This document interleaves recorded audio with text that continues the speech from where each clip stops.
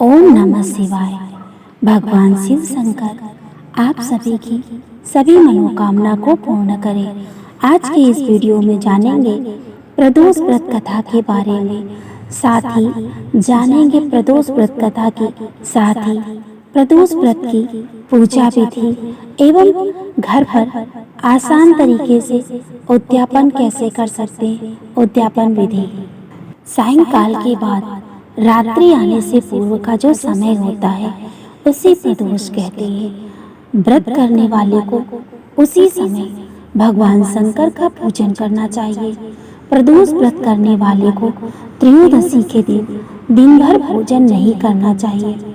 शाम के समय जब सूर्यास्त में 3 घड़ी का समय शेष रह जाए तब स्नान आदि कर्मों से निवृत्त होकर श्वेत वस्त्र धारण करके तत्पश्चात संध्या वंदन करने के बाद शिव जी का पूजन प्रारंभ करें। आइए सुनते हैं प्रदोष व्रत कथा। पूर्व काल में पुत्रवती ब्राह्मणी थी। उसके 2 पुत्र थे। वह ब्राह्मणी बहुत निर्धन थी। दयायोग से उसे एक दिन महर्षि सांडल्य के दर्शन हुए। महर्षि के मुख से प्रदोष व्रत की महिमा सुनकर उस ब्राह्मणी ने ऋषि से पूजन की विधि पूछी। उसकी श्रद्धा और आग्रह से ऋषि ने उस ब्राह्मणी को शिव पूजन का उपयुक्त विधान बतलाया और उस ब्राह्मणी से कहा, तुम अपने दोनों पुत्रों से शिव की पूजा कराओ। इस व्रत के प्रभाव से तुम्हें 1 वर्ष के पश्चात पूर्ण सिद्धि प्राप्त होगी। उस ब्राह्मणी ने महर्षि सांडिल्य के वचन सुनकर उन बालकों सहित नतमस्तक होकर मुनि के चरणों में प्रणाम किया और बोली, हे ब्राह्मण, आज मैं आपके दर्शन करने से धन्य हो गई हूँ। मेरे ये दोनों कुमार आपके सेवक हैं। आप मेरा उद्धार कीजिए। उस ब्राह्मणी को शरणागत जानकर मुनि ने मधुर वचनों द्वारा दोनों कुमारों को शिव जी की आराधना विधि बतलाई। तदंतर ये दोनों बालक ब्राह्मणी मुनि को प्रणाम करके शिव मंदिर में चले गए। उस दिन से वे दोनों बालक मुनि के कथनानुसार नियम पूर्वक प्रदोष काल में शिव जी का पूजन करने लगे। पूजा करते हुए उन दोनों को 4 महीने बीत गए। एक दिन राजसूत की अनुपस्थिति में शुचि व्रत स्नान करके नदी किनारे चला गया और वहां जल क्रीड़ा करने लगा। संयोग से उसी समय उसी नदी की दरार में चमकता हुआ धन का बड़ा कलश दिखाई दिया। उस धन पूरित कलश को देखकर शुचि व्रत बहुत प्रसन्न हुआ। उस कलश को वह सर पर रखकर घर ले आया। कलश भूमि पर रखकर वह अपनी माता से बोला, हे माता, शिव जी की महिमा तो देखो। भगवान ने इसे घड़े के रूप में मुझे अपार संपत्ति दी है। उसकी माता घड़े को देखकर आश्चर्य करने लगी और राजसूत को बुलाकर कहा, बेटे मेरी बात सुनो, तुम दोनों इस धन को आधा आधा बांट लो। माता की बात सुनकर शुचि व्रत बहुत प्रसन्न हुआ, परंतु राजसूत ने अपनी असहमति प्रकट करते हुए कहा, हे माँ, ये धन तेरे पुत्र के पुण्य से प्राप्त हुआ है। मैं इसमें से किसी प्रकार का हिस्सा लेना नहीं चाहता, क्योंकि अपने किए कर्म का फल मनुष्य स्वयं ही भोगता है। इस प्रकार शिव पूजन करते हुए एक ही घर में उन्हें 1 वर्ष व्यतीत हो गया। एक दिन राजकुमार ब्राह्मण के पुत्र के साथ वसंत ऋतु में वन विहार करने के लिए गया। वे दोनों जब साथ साथ वन में बहुत दूर निकल गए तो उन्हें वहां पर सैकड़ों गंधर्व कन्याएं खेलती हुई दिखाई पड़ी। ब्राह्मण कुमार उन गंधर्व कन्याओं को क्रीड़ारत देखकर राजकुमार से बोला, यहाँ पर कन्याएं विहार कर रही हैं, इसीलिए हम दोनों को अब आगे नहीं जाना चाहिए, क्योंकि वे गंधर्व कन्याएं सीख रहे मनुष्यों के मन को मोहित कर लेती हैं। इसीलिए मैं तो इन कन्याओं से दूर रहूंगा। परंतु राजकुमार उसकी बात अनसुनी करके कन्याओं के संग विहार स्थल पर निर्भीक भाव से अकेला ही चला गया। उन सभी गंधर्व कन्याओं में प्रधान सुंदरी उस समय आए हुए राजकुमार को देखकर मन में विचार करने लगी कि कि कामदेव के समान सुंदर रूप वाला ये राजकुमार कौन है।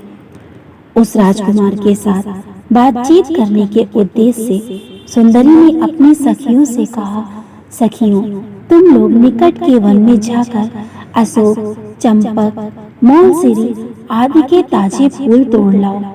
तब तक मैं तुम्हारी प्रतीक्षा में यहीं रुकी रहूंगी।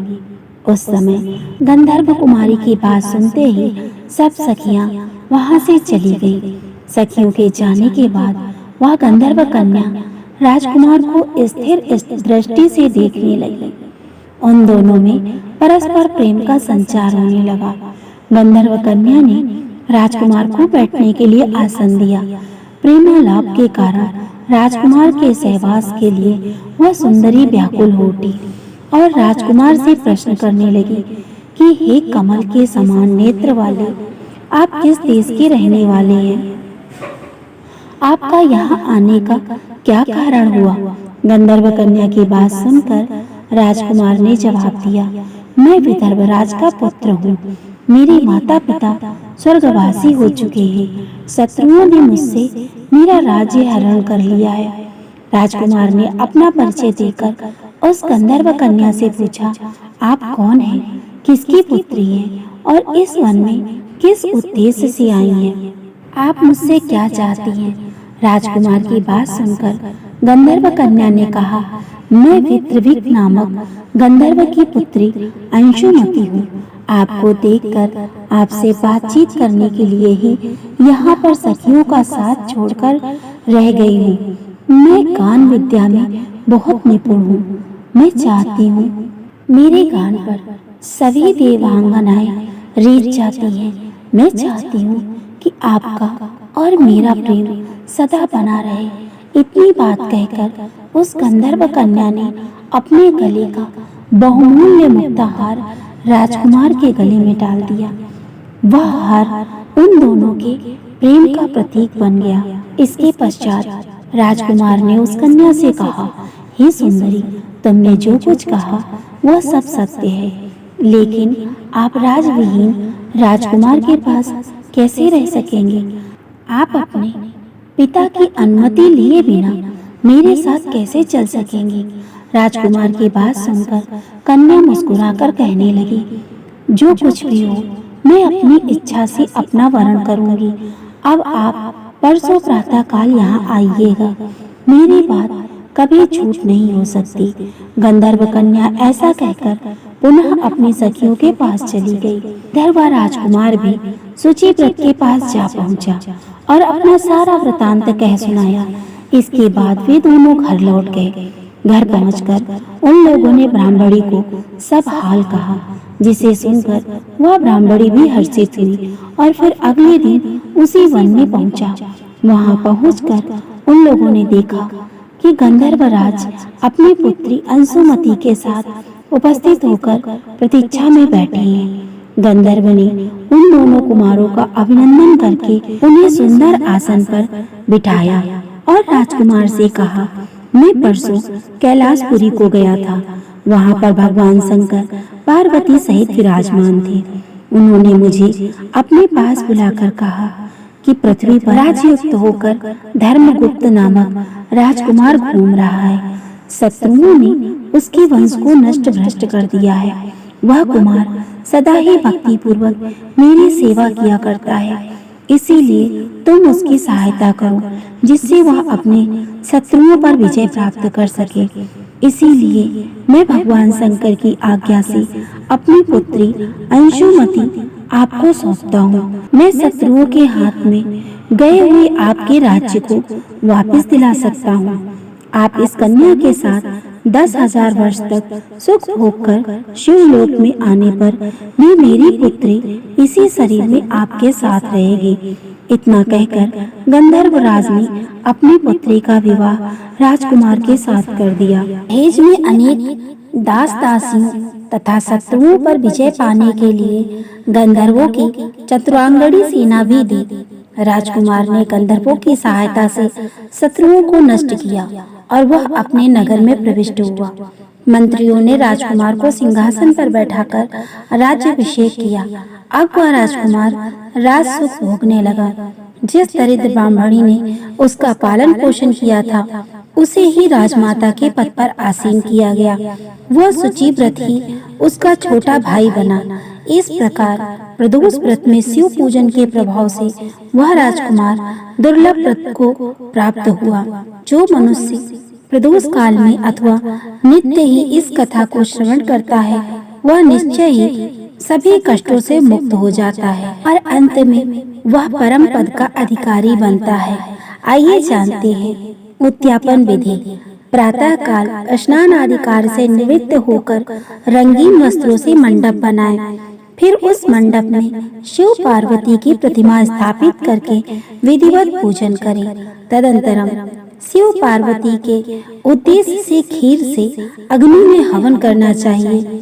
हवन करते समय ओम उमा सहित शिवाय नमः मंत्र से 108 बार आहुति देनी चाहिए। इसी ओम नमः शिवाय के उच्चारण से शंकर जी के निमित्त आहुति प्रदान करें। हवन के अंत में ब्राह्मणों को दान देना चाहिए। ब्राह्मणों की आज्ञा पाकर अपने बंधु बांधवों को साथ लेकर भगवान शंकर का स्मरण करते हुए व्रती को भोजन करना चाहिए। इस प्रकार उद्यापन करने से व्रती पुत्र पौत्रादि से युक्त होता है तथा आरोग्य लाभ पाता है, ऐसा स्कंद पुराण में कहा गया है। ये तो थी प्रदोष व्रत कथा। अगर आपको ये कथाएं पसंद आ रही हैं, ऐसे ही और वीडियो देखने के लिए मेरे चैनल को लाइक, शेयर, सब्सक्राइब जरूर करें।